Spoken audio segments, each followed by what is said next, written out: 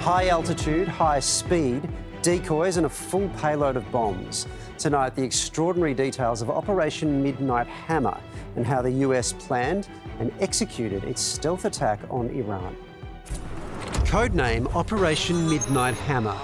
Last night, on the President's orders, U.S. Central Command executed a deliberate and precise strike against 3 Iranian nuclear facilities. The history-making stealth mission that saw the US strike from the air and from the sea, involving 125 military aircraft, 14 bunker-busting bombs, more than 24 Tomahawk missiles, and a submarine. This was the largest B-2 operational strike in U.S. history and the second longest B-2 mission ever flown.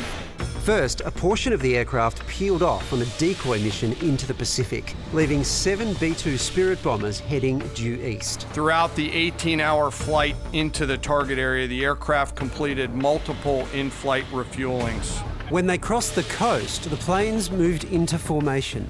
Upon entering Iranian airspace, the U.S. employed several deception tactics as the 4th and 5th generation aircraft pushed out in front of the strike package at high altitude and high speed, sweeping in front of the package for enemy fighters and surface-to-air missiles. Then it was time to release the bunker-busting bombs, all aimed at the Natanz nuclear site and Fordow, buried deep under a mountain. The lead B-2 dropped 2 GBU-57 massive ordnance penetrator weapons at Fordow, with a total of 14 MOPs dropped against 2 nuclear target areas. The third site, Isfahan, hit from the sea, a US sub launching more than 20 cruise missiles at key targets. In the Situation Room, President Donald Trump watched the whole thing unfold in real time. It was an honor to watch him lead last night and throughout, and to our great American warriors on this successful operation. The power of the attacks on full display in these before and after shots. The operation President Trump planned was bold and it was brilliant, showing the world that American deterrence is back. When this president speaks, the world should listen.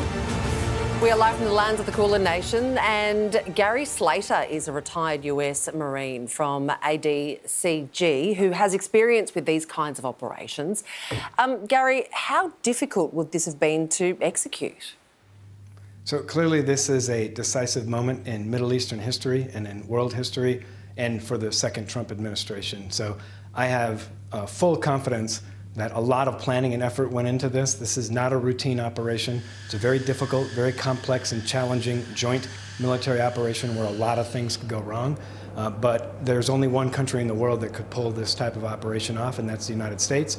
But it needs to be stated and understood that the Israeli Defense Force really set the conditions for this operation by doing a lot of the hard work up front to neutralize and degrade the Iranian air defense system. So while I don't want to downplay at all the challenging, complex nature of this operation, it would have been very difficult and very different if the Israeli Defense Force hadn't already taken the shaping actions that it's done in the last week or so. Are we talking there might have been, weeks, perhaps months of planning that went into this? So the U.S. and Israel separately have been planning for an operation like this for decades. The targeting sites are known, and the U.S. has an extensive targeting process and intelligence cycle.